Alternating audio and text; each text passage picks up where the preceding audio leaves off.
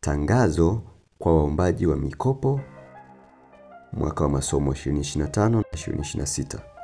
Tunapenda kuwafahamisha wanafunzi walioomba mikopo kwa mwaka 2025 na 2026 kuwa tupo katika hatua za mwisho za kukamilisha uchambuzi na uhakiki wa maombi kwa mwaka wa masomo 2025-2026.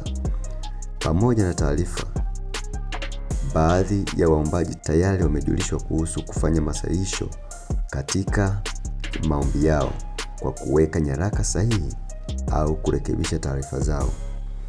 Kupitia tangazo hili, tunawajulisha kuwa mwisho wa masahihisho hayo ni tarehe 12 mwezi wa 10 2025. Hivyo, wanafunzi walioomba mikopo mwaka huu wanashauriwa kutembelea akaunti zao za SIPA ili kuona iwapo wanahitajika kufanya marekebisho. Imetolewa na Mkurugenzi Mtendaji, Bodi ya Mikopo ya Wanafunzi wa Elimu ya Juu, Oktoba 7, 2025.